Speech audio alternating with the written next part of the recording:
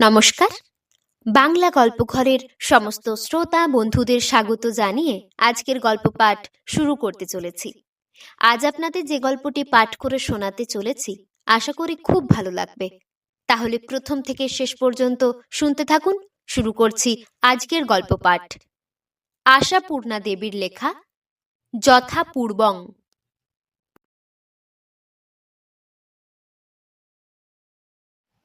দীর্ঘকাল ধরে চরম দুর্দিন গেছে। এক পাল ছেলে মেয়ে নিয়ে কিভাবে যে কাটতো মহাভারত মণ্ডলের, তা শুধু ঈশ্বরই জানেন।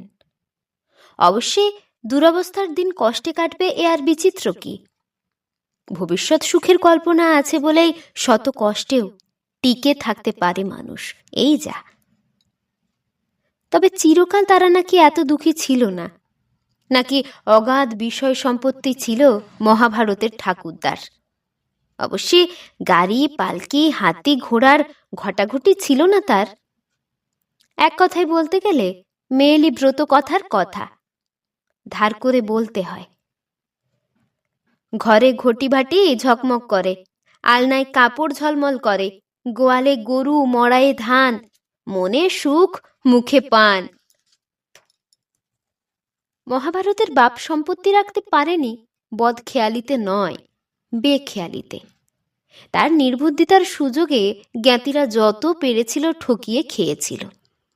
আর শেষ পর্যন্ত পাশের গায়ের ঘুঘু জমিদার গোড়াচাঁদ রায় প্যাঁচোয়া বুদ্ধি কৌশলে তার যাবতীয় বিষয় সম্পত্তি, জমি জমা, বাগান, পুকুর সব কিছু আস্তে আস্তে গ্রাস করে নিয়েছিল। শেষটাই এই দাঁড়ালো, মহাভারতরা হলো এই ঘুঘু জমিদারের প্রজা। বাপ বেটাই বহাল হলো ওদেরই ক্ষেতের নগদা মজুরের কাজে। মজুরির সঙ্গে দু চার ঘা কোড়াও জোটে না তা নয়, তবে তার জন্য বিশেষ মন খারাপ করে না ওরা। তেমনি আমার বাবুদের নেক নজরে পড়তে পারলে মেলে কিছু কিছু ভালো মন্দ। বাপ মরতে মহাভারত কর্তা হলো। তখনই এক পাল ছেলে মেয়ে হয়ে গেছে তার। তারা অনবরত কাঁদে, চেঁচায়, ঘ্যান ঘ্যান করে, খিদে বলে দাও দাও, রব তোলে। মহাভারত নির্বিকার, কিসের এত চাহিদা ওদের তা বুঝতে পারে না। নিজে সে জ্ঞানাবধি দেখেছে তাদের কিচ্ছু নেই। পেটে ভাত, পরনে কাপড় তো নেই, তাছাড়া জানালায় গরাদও নেই, দরজায় কপাট নেই, দেওয়ালে বালি নেই, উঠানে বেড়া নেই। দেখেছে তাদের ঢেকশেলে চাল নেই, গোয়ালের চালে খড় নেই।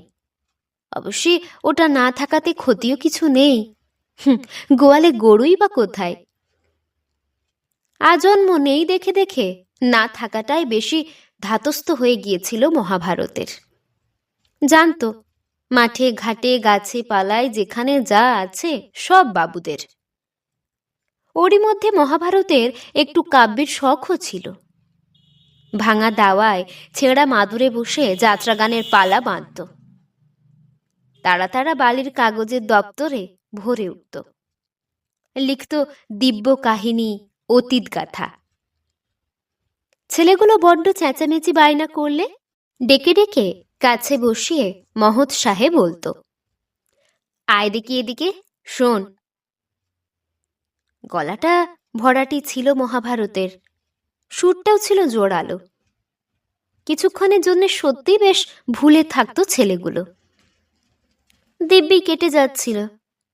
যাদের নেই তারা যদি মনকে মানিয়ে নেয় তাদের কিছু থাকতে নেই, তাহলেই তো গোল মিটে গেল। কাল করল মহাভারতের বড় ছেলে খুদে। দুপাতা বিদ্যে শিখে মস্ত লায়ক হয়ে উঠে বলে কিনা আদালতে মামলা তোলো বাবুদের নামে। শুনে তো মহাভারত মণ্ডলের চক্ষু স্থির। এ ছোঁড়া বলে কি? হাঁ হয়ে বলে, বাবুদের নামে মামলা করব কি রে হতভাগা, হ্যাঁ? লেখাপড়া শিখেছে, কায়দা করে বলল, আর হতভাগা থাকবো না বলেই তো করতে চাই। কেন, ভয়টা কি? কিন্তু ভরসায় বা কি? ওরা কি তাহলে আস্ত রাখবে? বিস্তর তর্কাতর্কি হলো বাপ বেটায়। শেষ পর্যন্ত মামলা রুজু হলো। খুদের ভাঁড়ারে অনেক যুক্তি, অনেক নালিশ। তাছাড়া ও হলো যাকে বলে নজওয়ান। ঠাকুরদার বোকামিতে সর্বশান্ত হয়ে বসে আছে বলে তাই মেনে নিয়ে বসে থাকবে? লড়ালড়ি করে দেখবে না? এ চলবে না তার কাছে। জীবন পণ করে বসল সে। আর কতদিন গোড়াচাঁদের বংশধররা ওদের বুকে বসে দাঁড়িয়েও প্রায়। যাদের হক তারাই না হক হয়ে বসে আছে। এ আবার একটা কথা নাকি? ছেলের বলচালে ক্রমশ মহাভারত হকের সপক্ষে তেতে ওঠে। যাকগে, এ তো সব গত কথা। খবরের কাগজের আইন আদালতের পৃষ্ঠায় যাদের চোখ বুলানোর অভ্যাস আছে, তাদের মনে থাকলেও থাকতে পারে সেই বিখ্যাত দীর্ঘমেয়াদী মামলার কাহিনী। কম দিন তো চলেনি মামলা। খুদে তো মামলা চালাতে চালাতে মরেই গেল। সেও তো আজ কত দিনের কথা। কিন্তু লড়ে এসেছে ওরা সমানেই। মহাভারত মণ্ডল আর তার মেজ সেজ ছেলে রাম আর শ্যাম। জিদ চেপে গিয়েছিল।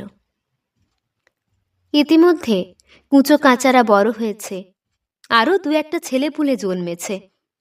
মলপড়া, নোলক পড়া বউটা মহাভারতের 10 চণ্ডী হয়ে উঠেছে। মুখের তোরে দাঁড়াতে পারে না মহাভারত।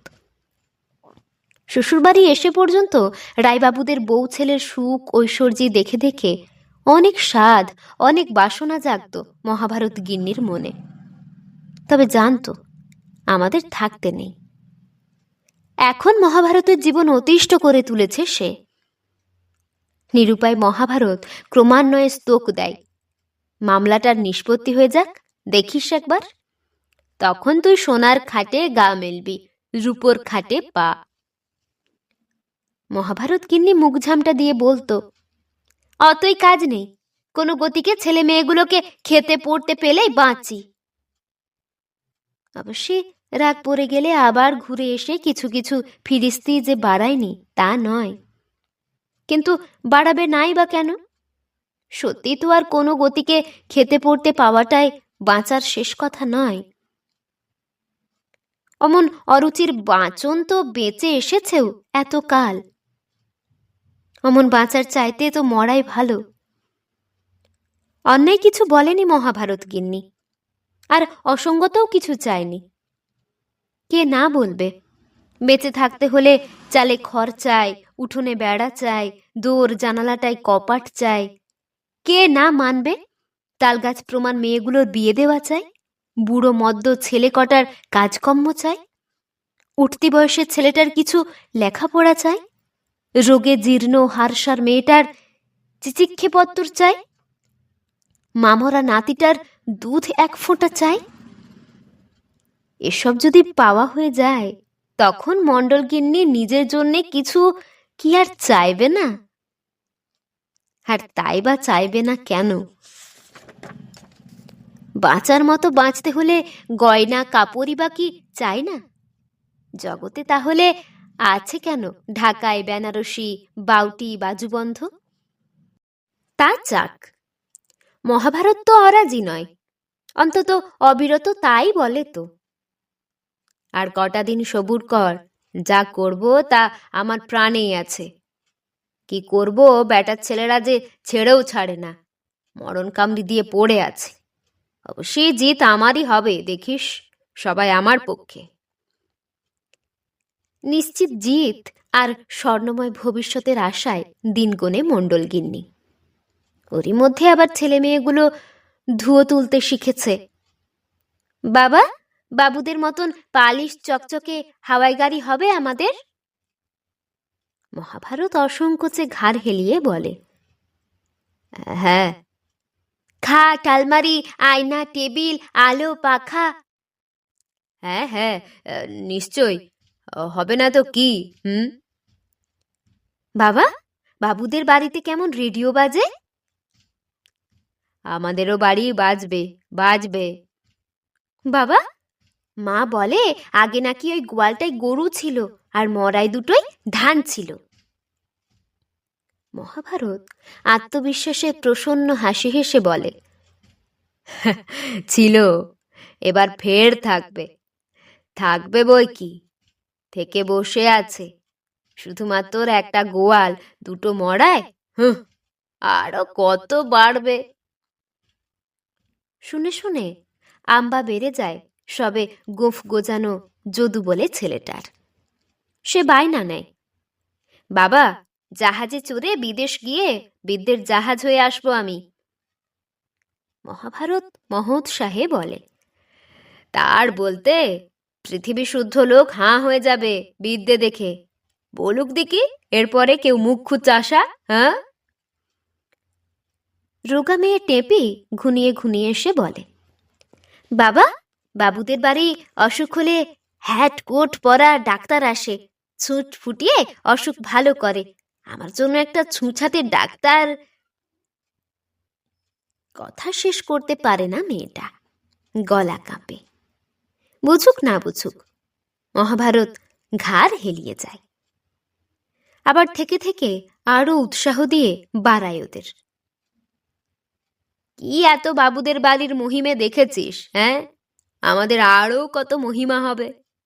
ওদের তো শুধু ফ্যাশনই আছে, আর আমাদের? ছেলেমেয়েরা অবাক অবাক চোখে বলে, আমাদের? আমাদের কি আছে বাবা?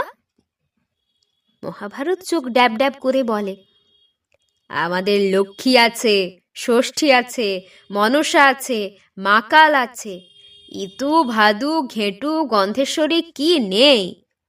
আছে ওদের ওসব, দেখেছিস কখনো? এরা স্বীকার করে কখনো দেখেনি বটে, কিন্তু নিজেদেরই যে সেসব কোথায় আছে ভেবে পায় না। এতই যদি আছে তাদের, কিছু তবে নেই কেন? জিজ্ঞেস করতে সাহস করে না। জানে, বাবা অনেক জানে, অবশ্যই আছে কোথাও। মুখের বুলি হয়েছে মহাভারতের। গোরা রায়ের পোলাগুলোকে একবার হাঁটাতে পারলে দেখে নি, কিন্তু হাঁটতে চাইলেই কি সহজে হটে এত কালের দখলদারেরা? হটতে যদি হয়, তারাও একবার দেখে নেবে বই কি। বিদায় বেলায় কি দায় চক্ষু লজ্জার? পোড়ামাটির নীতিও একটা নীতি তো নাকি? মেয়েলি কথায় বলতে গেলে চুলোচুলি চলে, চুলোর দোরে যায় লোকসজ্জা, নালিশ সালিশ, সাক্ষী সাবুদ, উকিল মুক্তারে, সে কি কাণ্ড কারখানা। মামলা করতে করতে বুড়ো হয়ে আসে মহাভারত। মামলার খরচ যোগান দিতে দিতে তন্নাস্তি। ঘর সংসার, বউ ছেলেপুলের আরো হাড়ির হাল। ঘরের দেওয়ালে না হয় বালি ছিল না, ক্রমশ দেওয়ালও রইল না আর। দরজার কপাট চুলোই যাক, চৌকাটগুলোও শুদ্ধ লোপাট হয়ে গেল। মোটা ভাত কাপড়টা মাঝে মাঝে জুটত, এখন একেবারে কৌপিন বস্তু। বায়ুভুক হতে পারলেই ভালো হতো, হতে পারে না, তাই আয়ুভুক হয়ে বসে আছে। তবু মামলা চালাচ্ছে। শেষ পর্যন্ত বলতে গেলে একরকম মার পিট ধস্তা ধস্তি কেলেঙ্কারি। কে জানতো মামলা জিতে ওর মতি বুদ্ধি এমন বিগড়ে যাবে? কে ভেবেছিল টাকা হাতে পেয়ে দুঃখের দুঃখী সুখের সুখী বউ ছেলেদের বিস্মরণ হবে? এস্টেটপত্তর হাতে পেয়ে সে কিছুর মধ্যে কিছুই না শুরু করলো ভোজ লাগাতে। ছেলেপুলে খেতে পেলো না পেলো ভ্রুক্ষেপ নেই। আজ এই গাঁয়ের লোক, কাল ও গাঁয়ের লোক, সবাইকে ডেকে ডেকে নেমন্তন্ন খাওয়ায়। শুধুই কি খাওয়ানো, কে তার ঠিক নেই তাদের নিয়ে নাচানাচি দেখে কে। তাদের আপ্যায়িত করতে আলো জ্বলছে, বাজি পোড়াচ্ছে, হাওয়াই উঠছে। মহাভারত গিন্নি চোটে মোটে হাত পা আছড়ায়, বলে, আজ পর্যন্ত ঘরে একসঙ্গে দুমন চাল এলো না। বাবা ভূতকে গুচ্ছির পিণ্ডি গিলিয়ে কি আমার সঙ্গে বাতি পড়বে? আর এদিকে ছেলে মেয়েগুলো যে মরছে। মণ্ডল রহস্যময় হাসি হেসে বলে, এতকাল মরল না, আর আজই ধাঁ করে মরে যাবে? নাচানাচি কি করছিস সাধে? ওসব করতে হয়, নইলে মান থাকবে নাকি? কি হতমান্নি হয়েছিলাম এ যাবৎকাল, বলো দেখি। হ্যাঁ, মণ্ডলগিন্নি ভাবে, তা বটে, হতমান্নি বলে হতমান্নি। নেমন্তন্নর পালা কমলে নিজেই মহাভারত এ গ্রাম ও গ্রাম, এ দেশ ও দেশ পরিক্রমায় বেরোয়। বললে খারাপ শোনায়, ইত্যবসরে কোন ফাঁকে নিজের ব্যবস্থাটি 16 আনার ওপর 18 আনা করে নিয়েছে। যা করছে রাজাই চালে, নইলে মান থাকবে কেন? হাওয়া গাড়িতেও মন ওঠে না, 22 ঘোড়ার গাড়ি চাপে, চলতে ফিরতে আগে পিছে লোক লস্কর, পাইক পেয়াদা, ঢুলি বরকন্দাজ। রায়বাবুদের বাবুয়ানা কোথায় লাগে? সে যে বলে না, কাঙালের হয়েছে ঘটি, জল খেয়ে খেয়ে মরল বেটি। এ যেন সে তাই।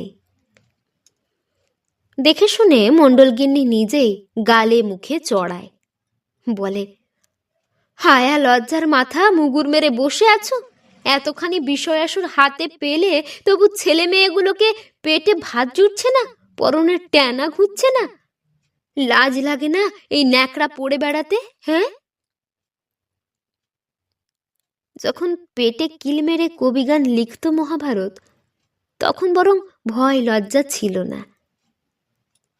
এখন কোমরের বলে বুকের পাটা বেড়েছে, গিন্নির কোথায় তোয়াক্কা করে না, বলে, তুই এসব বুঝবি কি? এসব করতে হয়, নইলে ইজ্জত বাড়ে না।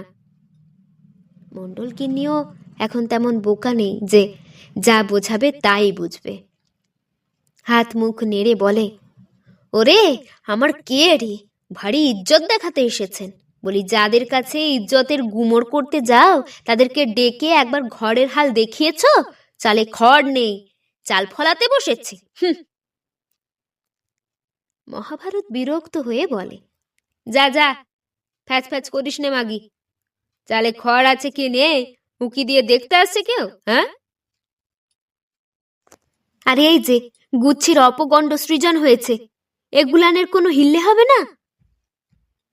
মহাভারত চোখ গরম করে বলে, হবে না তাই বলেছি কোনোদিন? তোর যে দেখি গাছে না উঠতেই এক কাঁদি। হ্যাঁ, গাছ মুড়িয়ে 12 ভূতে খেয়ে নিচ্ছে যে, বাচ্চাদের আমি কেবল নোব দেখিয়ে দেখিয়ে রেখে এসেছি এতকাল। মহাভারত মেজাজ গরম করে বলে, এতকাল রেখে এসেছিস তো আরো কিছুকাল রাগে যা, দেখিস কি করি আর না করি। মরে পেতনি হয়ে বেল গাছে বসে দেখবো, বলে রাগ করে ঘাটে চলে যায় মণ্ডলগিন্নি। না, দড়ি কলসি নিয়ে নয়, শুধু কলসি নিয়ে। আশাভঙ্গ মনে। কর্তারই ঐশ্বর্যি বেড়েছে, তার তো যে ঘাস জল সেই ঘাস জল। কিন্তু রাগ করে বসে থাকলে তো আর চলবে না, কোনো প্রতিকার চেষ্টা না করে কি বসে থাকবে? অনেক ভেবে চিনতে নিজের ভাইকে ডাকিয়ে আনলে। ছোট ভাই নয়, দাদা। দাদা যুধিষ্ঠির ওঝা এসেই গোঁফে মুচড়ে বললে, কি বলছিস বল? মণ্ডলগিন্নি কাঁদো কাঁদো হয়ে উত্তর দেয়, আর কিছু বলিনি দাদা, তোমার হাতেই জান মান তুলে দিচ্ছি, তুমি একটা বিধান করো, ও বুড়োর ভীমরতি ধরেছে। যুধিষ্ঠির কিছু বলবার আগেই ভাঙা ইটের স্তূপ থেকে একটা সাপ বেরিয়ে সরসর করে চলে গেল যুধিষ্ঠিরের পায়ের কাছ দিয়ে। যুধিষ্ঠির আঁতকে উঠে তেল লাফ দিয়ে বললে, পুঁটে, ও কি? কি আবার, দেখতে পেলে না কালকে উঠে এমনি করে বাঁশবাড়িতে খোশ মেজাজে চড়ে বেড়াচ্ছে? তবে আর বলছি কি দাদা। পুঁটি কেঁদে পড়ে, ওই নেগেই তো তোমায় ডাকা। এই বাড়িতে ছেলে পেলে নিয়ে বাস করতে হচ্ছে আমাকে। তুমি তো মোটে একটা কেউটে দেখলে, অমন কত আছে। যুধিষ্ঠির পেটে হাত বুলোতে বুলোতে বলে, তা মহাভারত বলে কি? ওর কথা বাদ দাও দাদা, বলতে গেলে হুমকি দেয়, বলে সাপখোপ কি আজ জন্মেছে নাকি অনেক আগে? ওসব বাবার আমল থেকে আসছে না? এখন পাঁচিল পড়ে গিয়ে বাস্তুহারি ভেঙে গেছে, তাই চোখে পড়ছে। আছে, তাই নয় মানলাম, তাড়াবে না তা বলে কেবল স্তোক দিয়ে দিয়ে রেখেছিল। মামলাটাই বেকায়দা করে রেখেছে, জিতলে দেখিস। সে কি হ্যান করেঙ্গা ত্যান করেঙ্গা বল চাল, আর এখন এই দেখো। যুধিষ্ঠির মাথা নেড়ে নেড়ে বলে, তা দেখতে হবে বই কি। মহাভারতটাতে যে এমন তা তো আগে জানতাম না। পুঁটি বিগলিত আনন্দে বলে, দুরবস্থাকালে মানুষকে চেনা যায় না দাদা, পয়সা হাতে পড়লে আসল মূর্তি ধরা পড়ে। মুখ্য হোক, চাষাগিন্নি হোক, মনুষ্য চরিত্র সম্বন্ধে জ্ঞান জন্মেছে, এই ওর নিজের বিশ্বাস। সেই বিশ্বাসে মহাভারতের ভূত ছাড়াতে ডেকে এনেছে যুধিষ্ঠির ওঝাকে। যতই হোক, মহাভারত পরের ছেলে, আর যুধিষ্ঠির ওর নিজের সহোদর ভাই। দুজনে গাল গল্প করছে। এমন সময় পুঁটির বড় মেয়ে খেদি চটা ওঠা এনামেলের গেলাসে করে কালো কেলেন দিয়ে একটু চা এনে দিলে মামাকে। মামা চমকে উঠে বললে, ইস, এই মেয়েটার যে বয়সের গাছ পাথর নেই দেখছি, বিয়ে দিবি না? দেব বলেই তো তোমার স্মরণ নেওয়া দাদা। ও আচ্ছা, কি কি সমস্যে তোর বল শুনি। পুঁটি বোঝে, এবার দুঃখ ঘুচল, অন্ধকার কেটে আলো আসছে। বাংলা কবিতা কখনো পড়েনি, তাই আওড়াতে পারল না, দিন আগত হই। শুধু মনে মনে ঠাকুর পেন্নাম করে বলল, সমস্যার শেষ নেই দাদা, তবু যেটা নইলে নয় তাই শোনো, শুনে প্রীতিকার করো। করব করব। তখন পুঁটি গলদশ্রু লোচনে বিশদভাবে সমস্ত সমস্যার কথা দাদার কর্ণগোচর করল বসে বসে। দাদা বিস্তর নিন্দেবাদ করল মহাভারতের, অনেক আশ্বাস দিল বোনকে। তারপর মিটিমিটি হেসে বলল, অষ্টাঙ্গে ব্যথা, ওষুধ দেব কোথা? যতদূর দেখছি কাজ বড় সোজা নয়, থাকতে হবে লেগে পড়ে। তা তোর ভাজ আর ভাইপো ভাইজি কটাকে আনিয়ে না নিলে। পুঁটি মহৎ সাহেব বললে, সে কি বিলক্ষণ। আর দেখো, হাত খরচা বলেও তো মোটা কিছু নিতে হবে আমাকে, বুঝছিস তো? বেগারের কাজে মন লাগে কি? পুঁটি বিচক্ষণের মতো বলে, সে তো সত্যি, নিও তুমি, আদায়পত্তর করে তুমি কিন্তু নিও। যুধিষ্ঠির পেটে হাত বুলিয়ে ঘুরে ঘুরে বলে, আমার আবার আপিংয়ের বদ অভ্যেস, জানিস তো, সের দেড়েক দুধের ক্ষীর আমার চাই। পুঁটি মাথা নেড়ে সায় দেয়, আর দেখ, তোর এই সাপের আড্ডায় তো আমার কাঁচা বাচ্চাকে এনে তুলতে পারি নে। নদীর ধারে ওই যে বাবুদের দরুন ছবিপনা বাড়িগুলো রয়েছে, ওর একটাই আমি থাকবো। পুঁটির অনেক দিনের লোভ ওই বাড়ির ওপর, শুধু মহাভারতের গাফিলতিতেই হয়ে ওঠেনি। শুষ্ক কণ্ঠে বললে, বেশ। যুধিষ্ঠির এদিক ওদিক ঘুরে আর একবার মহাভারতের মুন্ডুপাত করে চক্কর খেয়ে এসে বলে, দেখ ফুটি, অত দূর থেকে রোজ রোজ এখানে আসা সোজা নয়। মহাভারতের মতন অমনি একটা হাওয়া গাড়ি আমার নিজস্ব চাই। পুঁটি ফ্যাকাশে মুখে ঘাড় কাত করে। আর শোন ভালো কথা, অ্যাসিস্ট্যান্ট নাকি বলে ওই দুটো না রাখলে একা পেরে উঠব না। পুঁটি ম্লান মুখে বলে, সবই নাও দাদা, যা যা দরকার, মোটের ওপর আমার দুঃখটা মনে রেখো। আরে আরে সে আর বলতে। পরদিন মামা আসে সংসার উঠিয়ে। কত আশা বুকে নিয়ে দাঁড়িয়ে দাঁড়িয়ে দেখে পুঁটি।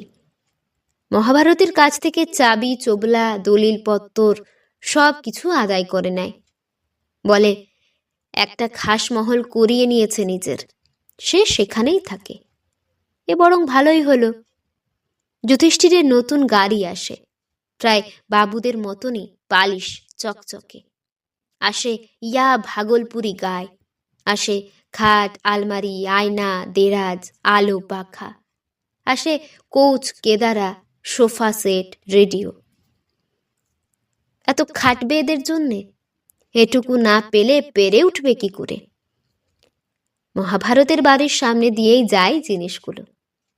ছেলে মেয়েগুলো ভাঙা ইটের পাহাড়ের ওপর দাঁড়িয়ে দাঁড়িয়ে বিস্ময় বিস্ফারিত নেত্রে দেখতে থাকে। মা বলে, এইবার দাদা হাত দিয়েছে, সুরাহা একটা হবেই। তোদেরও ওইসব এলো বলে, দেখ না। দেখতে থাকে তারা। মামাতো ভাইদের লপচপানি, মামার অ্যাসিস্ট্যান্টদের বলবোলাও। দেখে একে একে মামার শালা সম্বন্ধী ভাইরা যে যেখানে ছিল তাদের সুআবির্ভাব হয়েছে। দেখে আর নিঃশ্বাস ফেলে। মামার হাত পড়ায় প্রথমটাই আহ্লাদে খুব চঞ্চল হয়েছিল সবাই। খেদি, পাঁচি নির্জনে বসে ফর্দ করত বের সময় কি কি গয়না কাপড় নেবে। রাম, শ্যাম দুজনে বসে বড় বড় ব্যবসার স্কিম করত, যাতে টাকাটা পেলেই লেগে পড়ে। চিরদিনের বাবু বাবু মনওয়ালা যদুটা সবসময় স্বপ্ন দেখত। মস্ত পণ্ডিত হয়ে উঠেছে সে, দেশচোরা খ্যাতি তার। জাহাজে চড়ে এদেশ ওদেশ ঘুরে আসছে নতুন নতুন বিদ্যের জাহাজ হয়ে। জন্মরুগ্ন টেপিটা বসে বসে ভাবত, হ্যাটকোট পরা ডাক্তার এসে তার গায়ে ছুঁচ বিঁধিয়ে সারিয়ে তুলেছে তাকে। সেও 5 জনের মতন বেড়াচ্ছে, ছুটছে। মামরা নাতিটার খালি পেটের চিন্তা। দুধের বয়স পার হয়েছে, তবু আজন্মের তেষ্টা তো। কল্পনায় খালি ঘটি ঘটি দুধ খায়, তার সঙ্গে অবশ্যই কাশি কাশি ভাত, দাগা দাগা মাছ, ধামা ধামা ফল। এসবও ভাবতে ছাড়ে না। মানে ছাড়তো না, এখন সবাই সবই ছেড়েছে। সার বুঝেছে ঘুমই সকল দুঃখের ওষুধ। সবকটা মিলে দিন রাত্রির ছেঁড়া কাঁথা মুড়ি দিয়ে পড়ে পড়ে ঘুমোয়। মা ডাকাডাকি করলে একবার উঠে চোখ মুছতে মুছতে খুদের ভাত কটা খায়, তাও আবার যুধিষ্ঠিরের মাপা চাল। ফ্যান গালবার হুকুম নেই। বলে, তোদের বাবা যা দেবে তাই দেব তো আমি। আমি কোথায় পাবো? পেট না ভরে কচু খাও, আদা খাও, কাঁচকলা খাও। বিস্তর জন্মেছে উঠানে বাগানে আনাচে কানাচে। গিন্নি কাতর হয়ে মহাভারতকে ডেকে কিছু বলতে গেলে সে বলে, কেন, ওঝাকে তো সব বুঝিয়ে পড়িয়ে দিয়েছি, আর দিক করো না আমায়। ঢের খেটেছি, একটু ঘুমাতে দাও। মণ্ডল গিন্নিরই শুধু চোখে ঘুম নেই, আবার দাদাকে দিক করতে ছোটে দিক বিদিক জ্ঞান শূন্য হয়ে। ওঝার বাড়িটা 3 তলা। সেই উঁচু বারান্দা থেকে চেঁচিয়ে বলে, এই গোলমাল করছিস কেন? একসঙ্গে সব হবে। এই দেখ, তোর ছেলে মেয়েদের বিয়ের সময় গয়নার কি কি প্যাটার্ন হবে তার ক্যাটালগটা তৈরি করছি। পুটি ক্ষীণ ভাবে বলে, গয়নায় কাজ নেই দাদা, একটা একটা বিয়ে হলেই বাঁচি। 1.5 2 বয়স হয়ে গেল। দাদা খিঁচিয়ে বলে, তোর বিষয় সম্পত্তির ফয়সালা করতে আমার বলে মাথার ঘায়ে কুকুর পাগল। তবুও পুটি মরণ কামড় দেয়। আর বাড়িটা? নিদেন পক্ষে জঞ্জালগুলোও যদি ফেলিয়ে দাও। যুধিষ্ঠির দার্শনিকের হাসি হাসে। এক কথায় বলতে সোজা। বুঝলি রে পুঁটি, এক কথায় বলতে খুব সোজা। বাড়ি কোন কালের? হ্যাঁ, তোর দাদা শ্বশুরের বাপের আমলের। কন্যা 200 বছর হবে। অতকালে জঞ্জাল এক দণ্ডে কি সাফ হবে? দাদা, সেজ মেয়েটা যে মরছে। মরা বাঁচা ভগবানের হাতে পুঁটি। এই তো মরি মরি করেও একাল অবধি টিকে আছে। তবে ভাবছি আমি সব্বার জন্যে। মনে করেছিস তিনতলায় বসে থাকি নিশ্চিন্দি হয়ে? ভাবি নাকি প্রমাণটা দেখ। পকেট থেকে একখানা লম্বা কাগজ বার করে ছুঁড়ে ফেলে দেয় যুধিষ্ঠির বোনের ঘাড়ে। পুটিও আর বেশিক্ষণ ঊর্ধ্বমুখী হয়ে দাঁড়াতে পারছিল না, যতই হোক বুড়ো হয়েছে তো। কাগজখানা কুড়িয়ে এনে ছেলেদেরকে ডেকে বলে, দেখ তো, এসব কি নেকা লিখেছে তোদের মামা? ছেলেরা এক নজর দেখেই ফেলে দেয়, অগ্রাহ্য ভরে বলে, ও কিছু না। তবে দিল যে তোর মামা, বলল। ছেলেরা অবজ্ঞা ভরে বলে, বলতে তো কাঠখড় লাগে না, মুখ থাকলেই বলা যায়। ফর্দ তৈরি করেছে গো মামা আমাদের। পুঁটি অবাক হয়ে বলে, ফর্দ কিসের রে? এই আমাদের সুব্যবস্থার জন্যে কি কি করবে, কত খরচ হবে তার ফর্দ। টেপিকে নাকি সুইজারল্যান্ডে পাঠাবে চিকিৎসা করাতে। তার হিসেব ধরেছে 94,313 টাকা 11 আনা 7 পায়। টেপির মা পুঁটির হাড় বুঝতেই চায় না। এতক্ষণ শুনছিলেন আশাপূর্ণা দেবীর লেখা যথাপূর্বং। এই গল্পটি আপনাদের কেমন লাগলো তা আমাকে অবশ্যই কমেন্টের মাধ্যমে জানিয়ে দেবেন। যদি ভালো লাগে তাহলে লাইক এবং সাবস্ক্রাইব করে আমাদের পাশে অবশ্যই থাকবেন। আবার দেখা হবে পরের কোনো একটি গল্প নিয়ে। ততক্ষণ আপনারা ভালো থাকবেন, সুস্থ থাকবেন, সাবধানে থাকবেন। নমস্কার।